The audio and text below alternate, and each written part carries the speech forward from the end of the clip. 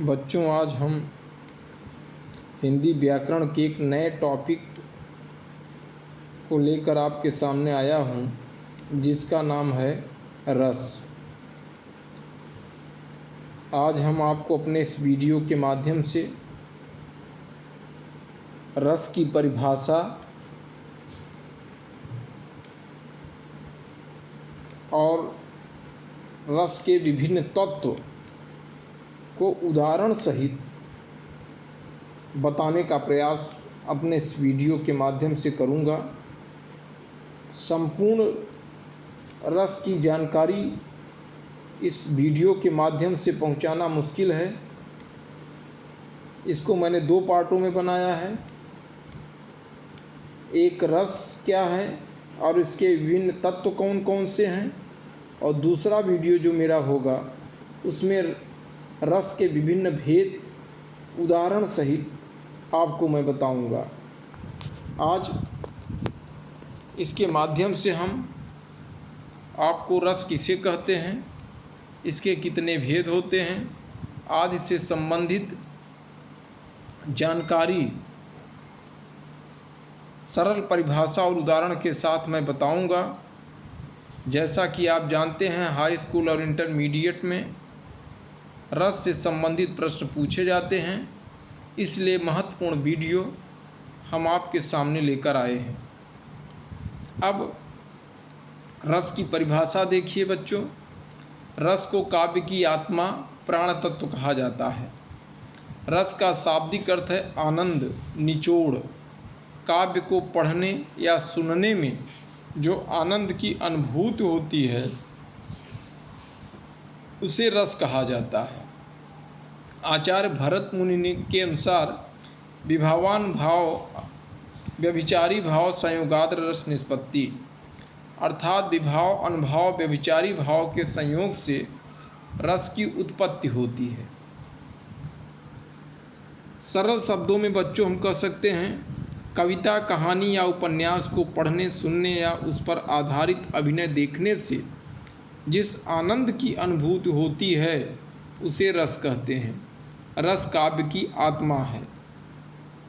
आचार्य विश्वनाथ ने साहित्य दर्पण में काव्य की परिभाषा देते हुए लिखा है, वाक्यम रसात्मक काव्यम, अर्थात रसात्मक वाक्य ही काव्य है।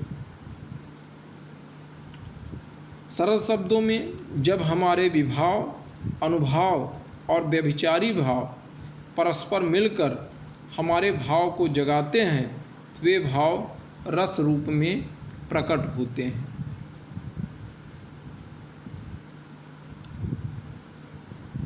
उदाहरण के लिए, हम नाटक देखने जाते हैं। यदि नाटक की कथा शोकयुक्त है तो भी हमें नाटक में आनंद आता है, और यही आनंद बच्चों रस है। रस का नाम सुनते ही आपके मन में तुरंत यह बात आ जाती है कि थोड़ा पानी, थोड़ा चीनी मिलाने से, शक्कर मिलाने से रस तैयार हो जाता है। आज मैं उस रस की बात न करके बल्कि साहित्य में किस प्रकार से आनंद की अनुभूति होती है, मैं उस रस की बात कर रहा हूँ। रस के विषय में महत्वपूर्ण बिंदु बच्चों, हमारे दैनिक जीवन में हमारे मन में तरह तरह के भाव उठते रहते हैं, जैसे घृणा, प्रेम, हास, क्रोध, शोक आदि अनेक भाव हैं जो हम सबके मन में पड़े रहते हैं।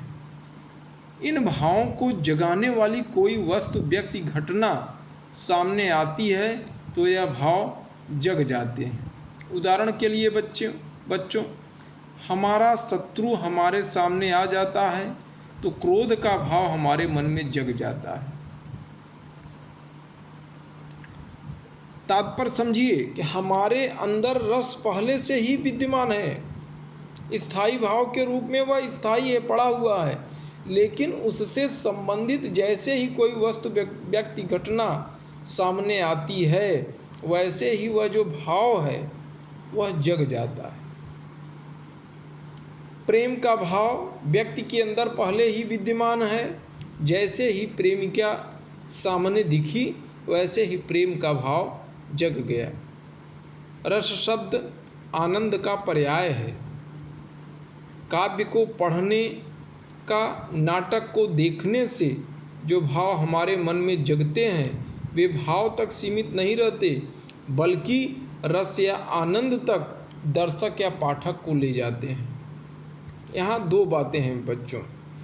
जब हम काव्य नाटक में जगाने वाले जो भाव होते हैं वे सुखात्मक दुखात्मक अनुभूतियाँ नहीं जगाते, बल्कि आनंद या रस की अनुभूति कराते हैं। जबकि जो लौकिक जगत में जगने वाले भाव सुखात्मक दुखात्मक अनुभूतियाँ जगाते हैं। उदाहरण के लिए यदि हम किसी पिक्चर को जब देखते हैं तो उसमें कोई दृश्य ऐसा होता है कि जिसे हम बार बार देखना पसंद करते हैं, चाहे वह सुखात्मक हो या दुखात्मक। लेकिन दूसरी बात इसकी पहचान यही, और दूसरी बात जब हमारे लौकिक जगत हमारे जीवन में कोई यदि दुखात्मक घटना हो जाए तो शायद हम उसको दोबारा याद करना पसंद नहीं करते। देखिए इसमें मैंने लिखा, इसकी पहचान यही है कि दैनिक जीवन में हम कभी नहीं चाहेंगे कि हमारे भाई बहन को कोई कष्ट पहुंचाए, पर यदि कोई नाटक या फिल्म होगी तो हम उसे बार बार देखना पसंद करते हैं। यही लौकिक जगत के भाव तथा साहित्य जगत के भाव में अंतर है। बच्चों यहाँ तक तो मैंने आपको अभी तक रस के बारे में जानकारी प्रदान किया कि आखिर में रस है क्या। सरल शब्दों में भी आप कह सकते हैं, भरत मुनि के अनुसार विभाव अनुभाव व्यभिचारी भाव संयोगाद्र रस निष्पत्ति। विभाव अनुभाव व्यभिचारी भाव के संयोग से रस की उत्पत्ति होती है। आप यह भी कह सकते हैं, किसी वाक्य को सुनकर पढ़कर या किसी दृश्य को देखकर जो अनुभूति होती है उसे हम रस कहते हैं। रस का तात्पर्य आनंद होता है। रस को काव्य की आत्मा माना गया है। तमाम तरीके से यह परिभाषा की बात मैंने किया। अब हम आते हैं रस के अवयव, भाग, अंग। कुछ भी पूछा जाए परीक्षा में एक ही है। बच्चों रस के प्रमुख 4 अंग हैं। माने रस जो हमारे अंदर विद्यमान है, जो बाहर निकलता है, उसके 4 भाग हैं। एक है स्थायी भाव, एक है विभाव और एक है अनुभाव तथा चौथा है संचारी भाव। रस के 4 भाग हैं। व्याकरण में इन 4 भावों को जानना बहुत ही इम्पोर्टेंट है। क्यों? क्योंकि जब मैं परीक्षा में आपको एक दोहा दे दूंगा या कोई कविता दे दिया तो मैं इसी से संबंधित आपसे पूछूंगा कि आप बताइए इसमें स्थायी भाव क्या है, विभाव क्या है, अनुभाव क्या है, संचारी भाव क्या है। तो शायद हमारी समझ में आपको इस बात को जानना बहुत ज़रूरी है। सबसे पहले मैंने इसमें दिया है स्थायी भाव। अब एक मैंने इसमें उदाहरण भी बना के रखा है। एक रस के अवयव अंग विभिन्न रेखाओं के माध्यम से जो स्थायी भाव हैं वह मुख्य रूप से बच्चों होते हैं 9, और बाद के आचार्यों ने इसमें 2 और जोड़ दिया, लेकिन मुख्य रूप से 9 ही हैं। आचार्यों ने बाद में इसमें वत्सल और भक्ति को भी समाहित कर दिया, इसी में जोड़ दिया, जबकि इसको हम श्रृंगार रस के अंतर्गत ही रखते हैं। श्रृंगार हास, करुण, वीर, रौद्र, भयानक, विभत्स, अद्भुत, शांत, लास्ट में इसमें वत्सल और भक्ति को भी जोड़ दिया गया। ये रहा स्थायी भाव जो कि व्यक्ति के अंदर हर समय विद्यमान रहता है। जैसे ही परिस्थितियां बाहर उत्पन्न होती हैं ये भाव जग जाते हैं। दूसरा है बच्चों इसमें विभाव। देखिए विभाव जो है इसके 2 भेद हैं। मैंने इसमें दिखाया आलंबन विभाव और उद्दीपन विभाव। आलंबन विभाव के बच्चों 2 भेद हैं, एक है आश्रय और दूसरा है विषय। उद्दीपन के भी 2 भेद हैं, एक है आलंबन की चेष्टाएं, दूसरा है देश काल या बाह्य वातावरण। अनुभाव क्या होता है बच्चों? इसके भी देखिए 4 भेद हैं। इसमें बताया गया है कि कायिक, छोटे छोटे शब्द इसमें लिखे गए हैं। जो अनुभाव होते हैं, अनुभाव के भी 4 भेद होते हैं। इसमें कायिक हो गया, सात्विक हो गया, मुख्य रूप से 2 ही होते हैं और 2 इसमें और स्पष्ट कर दिए गए हैं। कायिक, वाचिक, सात्विक, आहार्य, अनुभाव, ये 4 इसमें मैंने आपको बताया। और अब इसमें से जो सात्विक होता है इसके भी कुछ भेद हैं। अब आगे हम जब पढ़ाने लगेंगे तो आप से इसके विषय में हम विस्तार से चर्चा करेंगे। अब यहाँ आप बच्चों आइए, रस के अब हम अंग, अवयव, उपांग पे आते हैं। अब रहा रस के अंग, सबसे पहला है स्थायी भाव।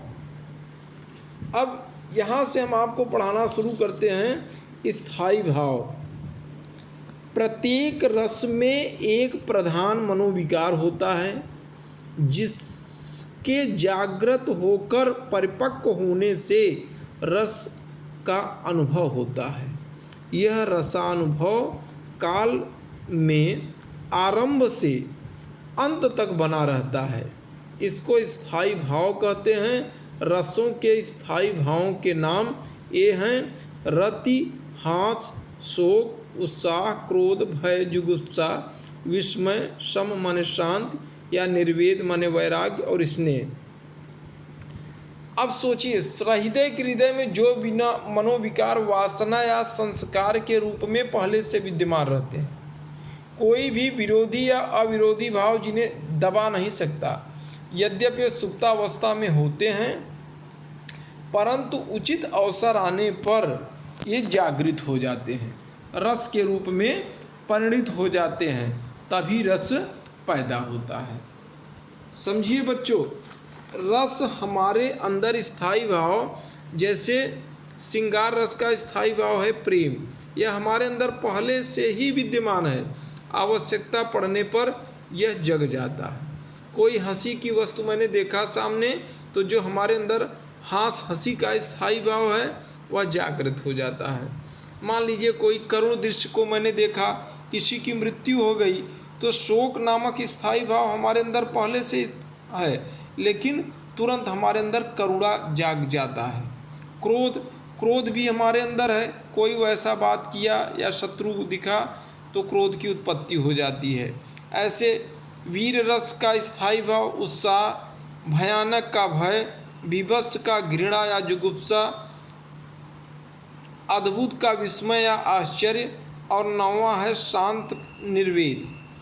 स्थायी भाव की विशेषता निम्नानुसार है। स्थायी भाव रस का मूल है। आचार्य विश्वनाथ ने स्थायी भाव के रूप की तुलना करते हुए उसे अंकुर, कंद या मूल कहा। अंकुर माने यह हमारे अंदर पहले से विद्यमान होते हैं, जैसे ही उचित परिस्थितियां सामने दिखती हैं वैसे यह वृक्ष का रूप धारण कर लेते हैं। लेकिन अंकुर के रूप में यह 9 रस के जो स्थायी भाव हैं वे हमारे अंदर पहले से विद्यमान होते हैं। स्थायी भाव का अर्थ होता है प्रधान भाव। स्थायी भाव ही रस का आधार है। यह जो स्थायी भाव हमारे अंदर है यही रस की उत्पत्ति करती है।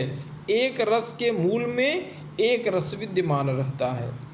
जैसे प्रेम या रति के लिए श्रृंगार रस है, हास के लिए हास्य रस है, शोक के लिए करुण रस है, क्रोध के लिए रौद्र रस है। तो ऐसे भय, भयानक, जुगुप्सा, विभत्स, विस्मय, अद्भुत, तो यह हमारे अंदर पहले से विद्यमान होता है। इनकी संख्या जो मुख्य रूप से है वह 9 है बच्चों। इसमें बाद में वात्सल्य रस और भक्तिरति रस जोड़ दिया गया। मैंने नीचे इसका विस्तार से चर्चा इस पर किया कि भरत मुनि ने केवल 8 रसों की चर्चा की। अभिनव गिप्त के अनुसार 9 रसों को मान्यता प्रदान की गई, लेकिन जो पाश्चात्य आचार्य हैं उसमें 2 रसों को और जोड़ दिया, वत्सल रस और भक्ति रस। तो इस प्रकार कुल मिलाकर के 11 रस हो गए। बच्चों, परीक्षा की दृष्टिकोण से केवल इतने शब्द बहुत जरूरी हैं। एक पूछा जाता है कि रस के कितने भेद हैं, आप 11 कह दीजिए। मुख्य रूप से रस कितने होते हैं, आप बताइए। 9 रस होते हैं।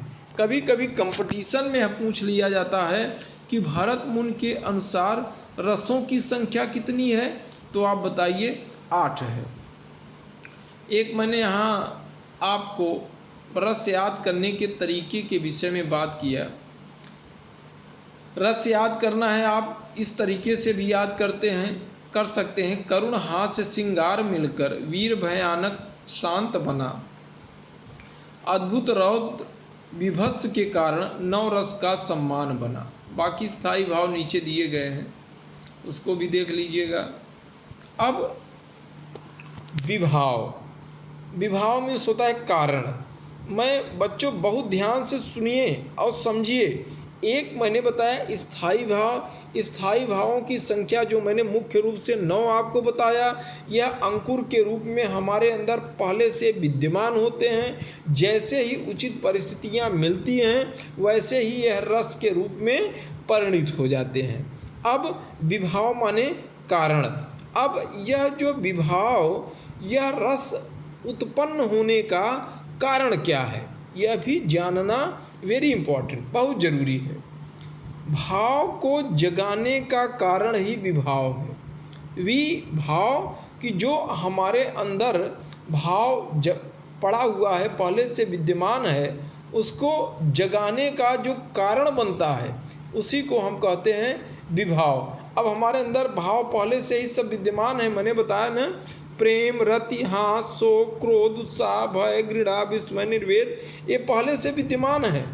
ये भाव हमारे अंदर हैं, लेकिन जैसे ही इसका कारण एक सामने हमारे दिखा, उसी को हम विभाव कहते हैं। अब इसमें बच्चों कारण में वस्तु, साधन, भाव है। जैसे कोई वस्तु हो जाए, कोई साधन, कुछ भी हो जाए, कोई भी भाव हो।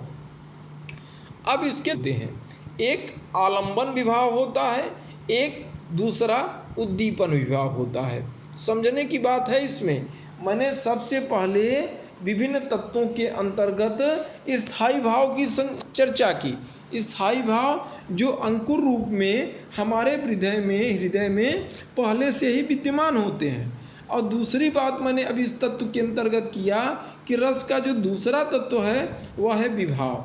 विभाव के 2 भेद हैं, आलंबन विभाव, उद्दीपन विभाव। इसकी बाद में पहले आप विभाव के बारे में जानकारी प्राप्त करिए। भाव जो हमारे अंदर भाव कौन कौन से? प्रेम, हास, शोक, क्रोध, उत्साह, भय, घृणा, उसमें निर्वेद, यह भाव जो हमारे अंदर पहले से विद्यमान है, इनको जगाने का जो कारण माने वस्तु, साधन जो बनता है वह भाव है। इसके 2 भेद हैं, एक आलंबन विभाव है, दूसरा उद्दीपन।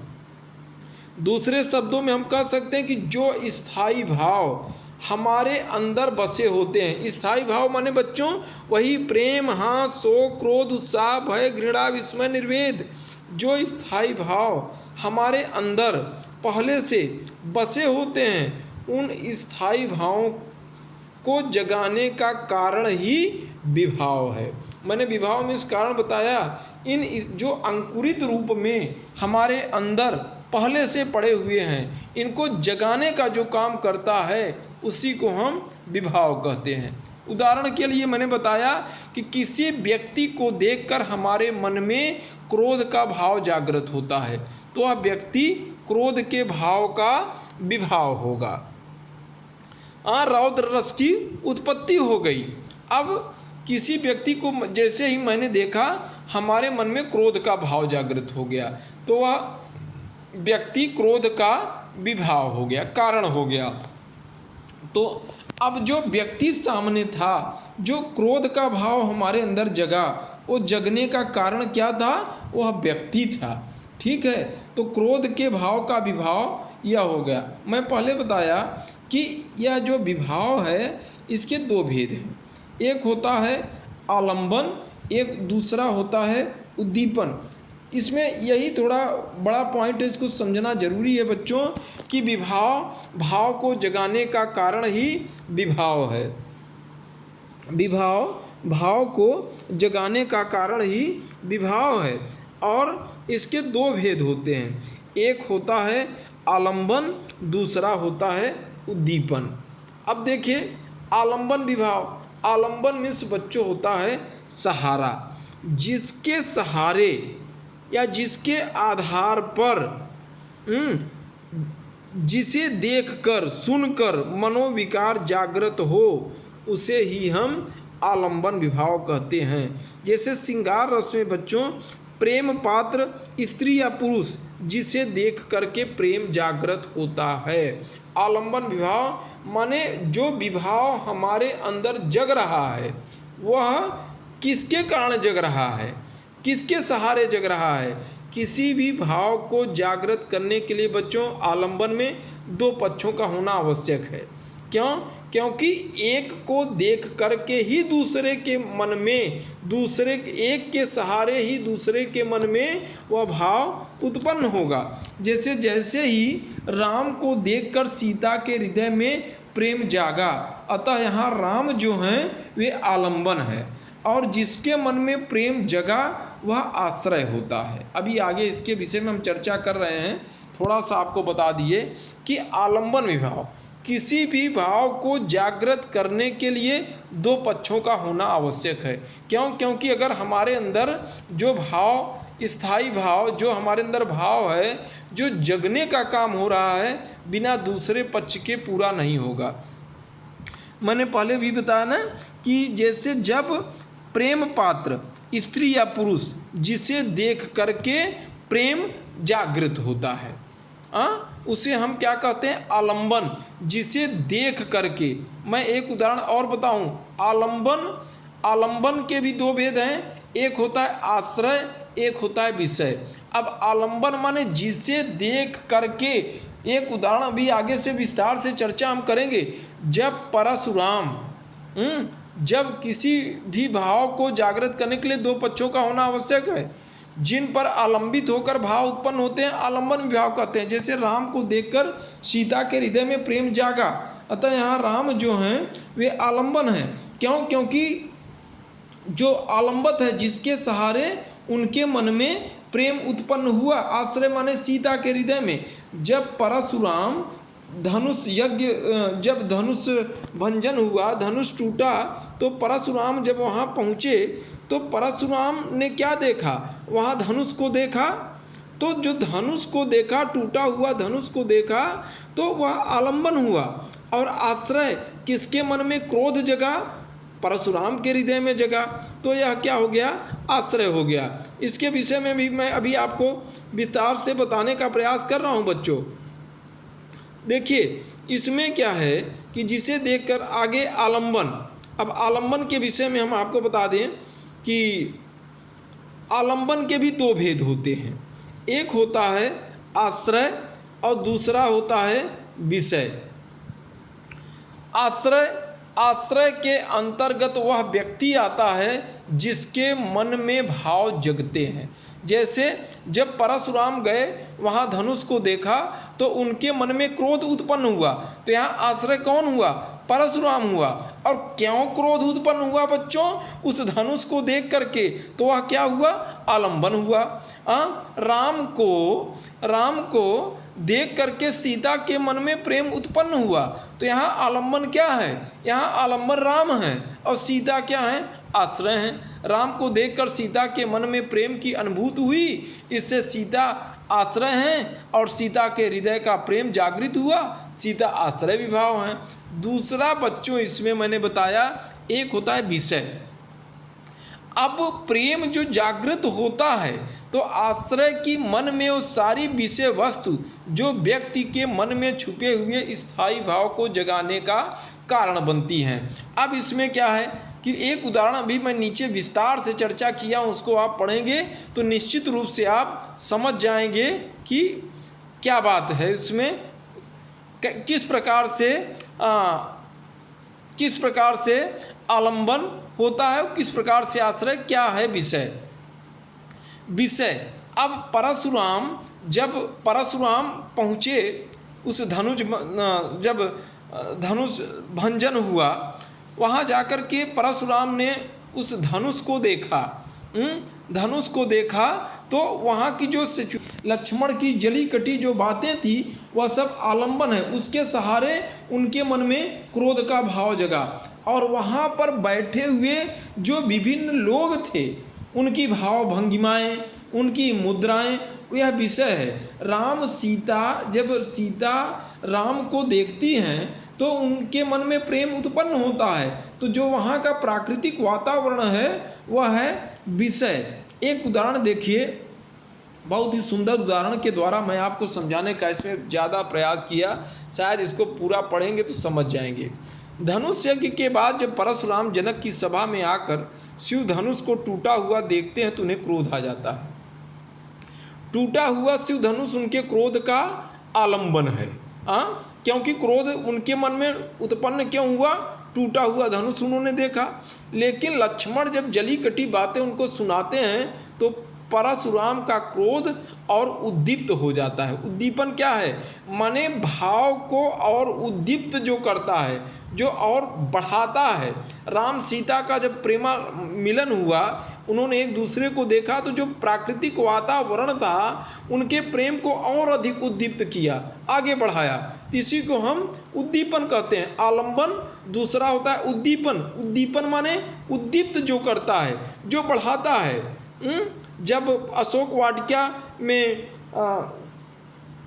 वाटिका में सीता के जो दुख का कारण था, दुख बढ़ने का जो कारण था वह क्या था, वहाँ की स्थितियाँ थी।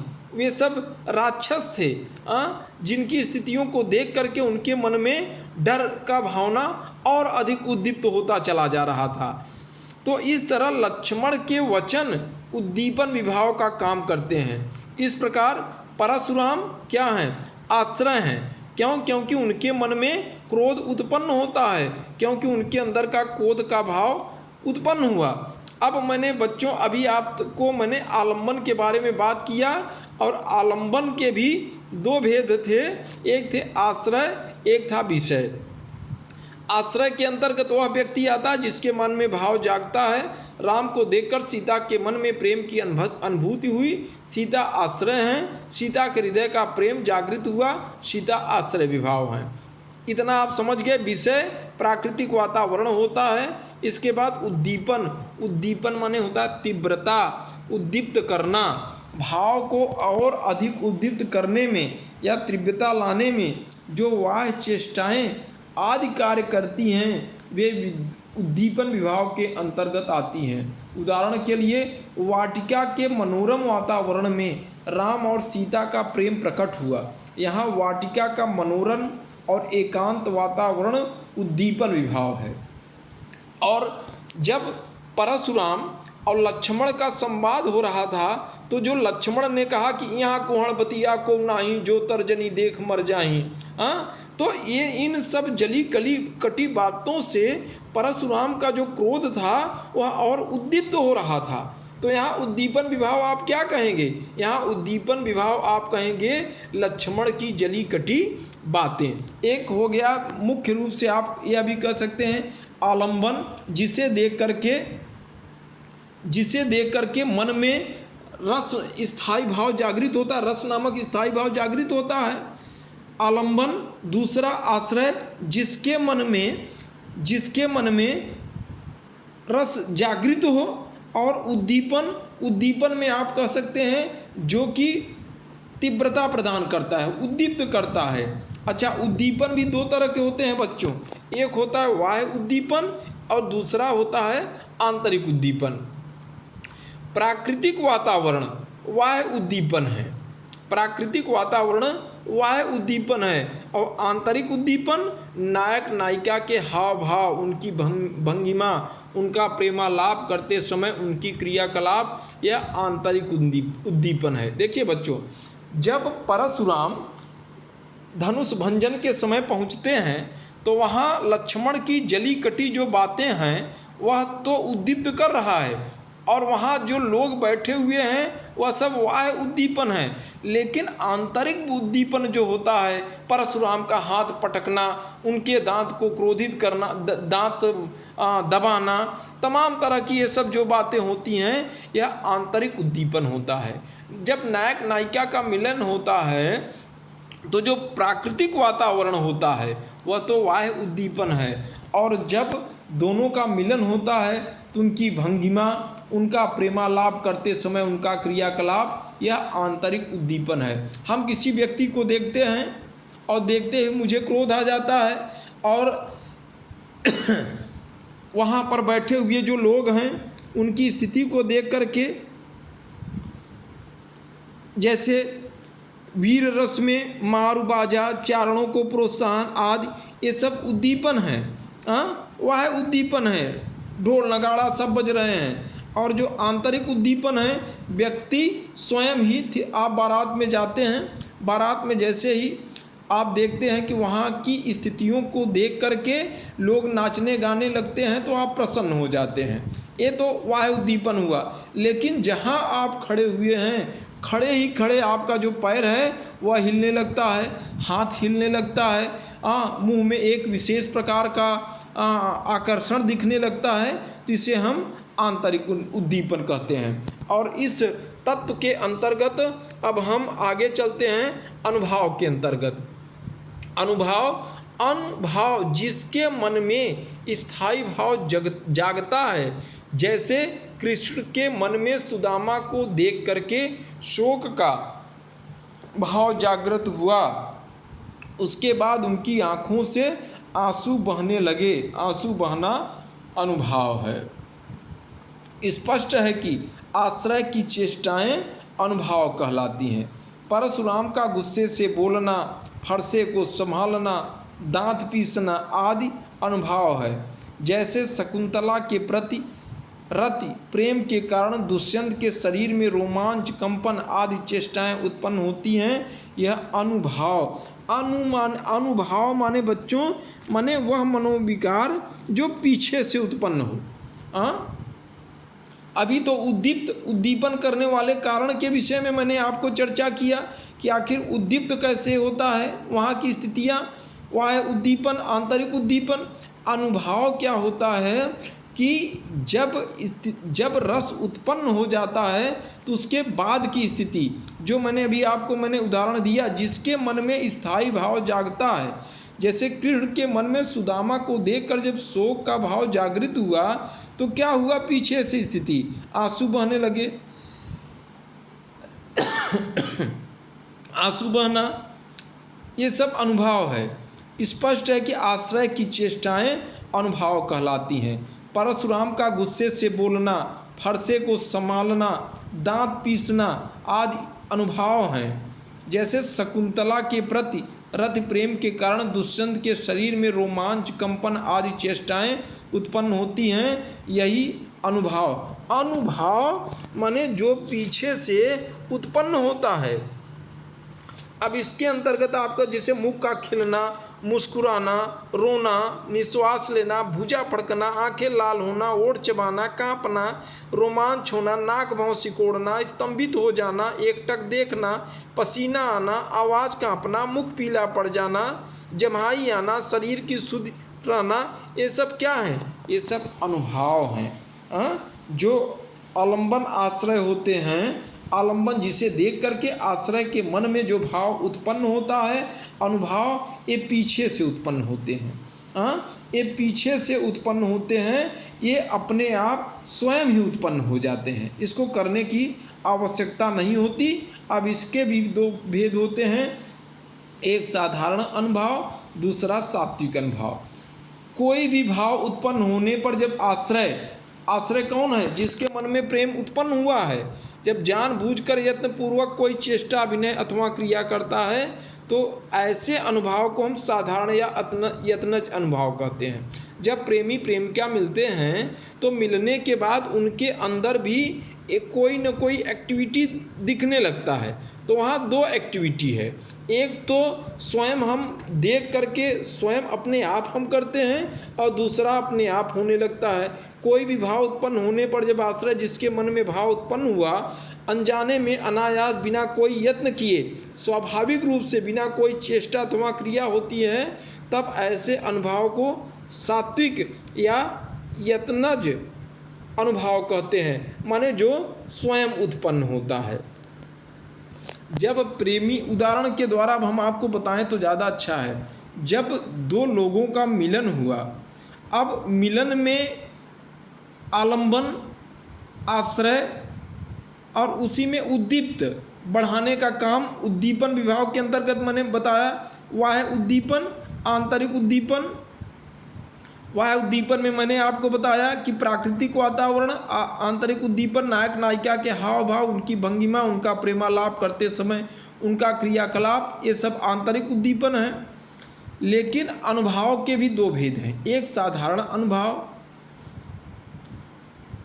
जब कोई भाव उत्पन्न होने पर आश्रय जिसके मन में भाव उत्पन्न हुआ हो जानबूझकर कोई प्रयास चेष्टा करता है तो उसे साधारण अनुभाव कहते हैं। और सात्विक अनुभाव कोई भी भाव उत्पन्न होने पर जब जिसके मन में भाव उत्पन्न हो अनजाने में अनायास ही अपने आप ही यह उत्पन्न हो जाता है तो उसे हम सात्विक अनुभाव कहते हैं। सात्विक अनुभाव कहते हैं। अब देखिए इसमें क्या है कि इसमें स्तंभ, स्वेद, रोमांच, स्वर भंग, कंप, वैमण्य, अश्रु, प्रलय, ये 8 सात्विक अनुभाव होते हैं। मैंने इसमें लिख दिया डर से जड़वत हो जाना, पसीने होना, कांपना, चीख पड़ना।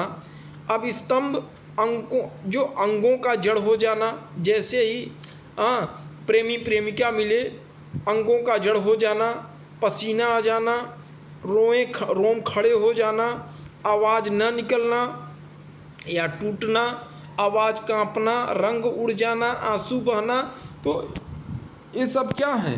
ये सब अनुभाव हैं। अनुभाव माने जब रस की उत्पत्ति हो जाती है तो पीछे से जो भाव उत्पन्न हो रहे हैं उसी को हम अनुभाव कहते हैं। यह 2 स्थितियों में उत्पन्न होता है। एक तो हम अपने आप करते हैं साधारण अनुभाव जो कि हमारे द्वारा किया जाता है, और दूसरा क्या होता है कि अपने आप उत्पन्न हो जाता है। जैसे अब भय माने भयानक नामक रस की उत्पत्ति जब होती है तो क्या है कि एक अनुभाव तो क्या है कि हम भयभीत हो जाते हैं, और दूसरी बात हम डर के भागना चाहते हैं, मेरे पैर चल नहीं रहे हैं। और जो सात्विक अनुभाव होगा अब उसमें आप क्या देखेंगे कि हम पसीने पसीने हो जाते हैं। तो ये क्या है? ये सात्विक अनुभाव है। जैसे आपने देखा घृणा का विभत्स नामक रस की उत्पत्ति हो गई। अब जब विभत्स नामक रस की उत्पत्ति हुई तो क्या स्थिति हुआ?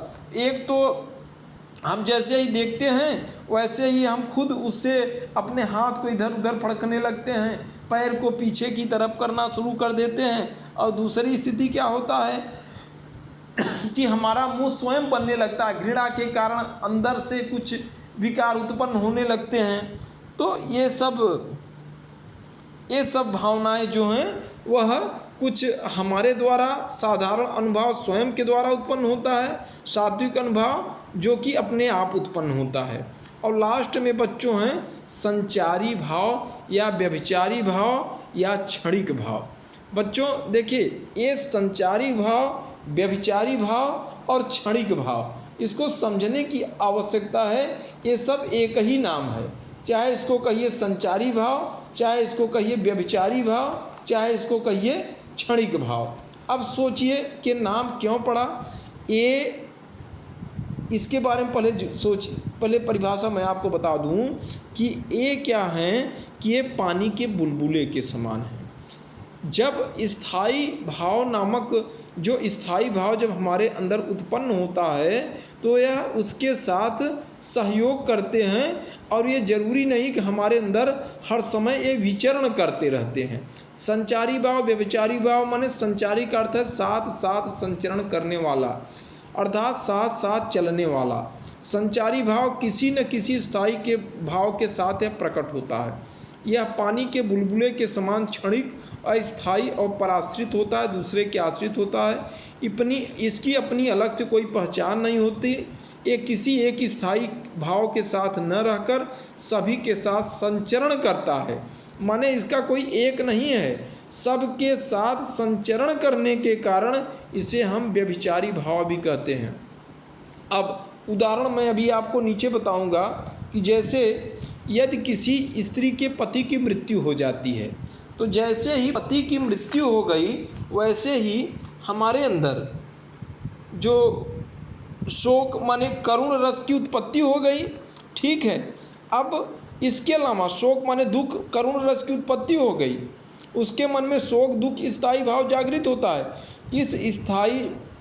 इस शोक के भाव के साथ साथ अब जो पति की स्मृति, बच्चों के भविष्य की चिंता आदि छोटे छोटे जो भाव जागृत होते हैं, इसे ही हम संचारी भाव कहते हैं। माने यह संचरण, जैसे अब वन में शेर को देख करके हम भयभीत हो जाते हैं, भयानक रस की उत्पत्ति हो गई, भय नामक स्थायी भाव जागृत हो गया। लेकिन अब तुरंत हमारे पास अब हमें यह याद आने लगा कि 8 दिन पूर्व शेर ने एक व्यक्ति को मार दिया था। यह स्मृति संचारी भाव होगा।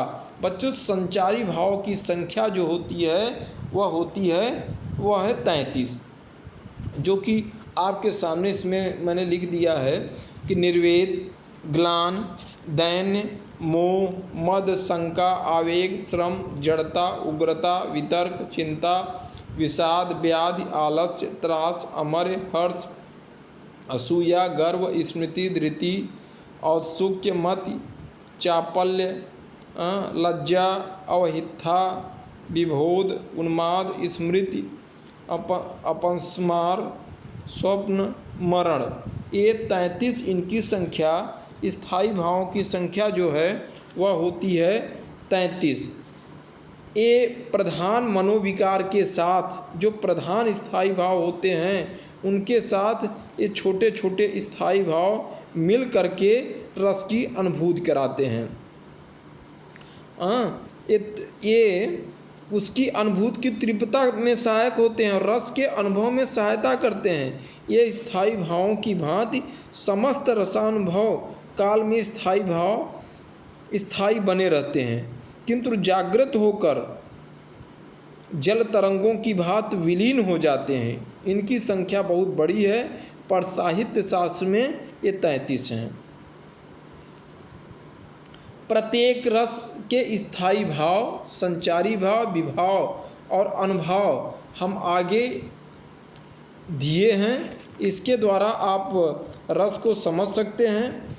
थोड़ा परीक्षा की दृष्टिकोण से इसको मैंने बनाया, इसको समझने की आवश्यकता है। जैसे परीक्षा में आ गया कि श्रृंगार का स्थायी भाव, तो आप लिख देंगे रति। आपसे पूछा गया कि आलंबन विभाव, तो यदि आपको पता है कि जैसे शकुंतला और दुष्यंत का प्रेम, तो आपने लिख दिया शकुंतला दुष्यंत। राम सीता पता है तो ठीक, आपने लिख दिया राम सीता। लेकिन अगर नहीं पता है तो आप प्रेमी प्रेम क्या भी लिख देते हैं तो भी सही माना जाएगा। हास्य, हंसी, देखिए जिसे देख करके हमारे मन में भाव जागृत होता है। आगे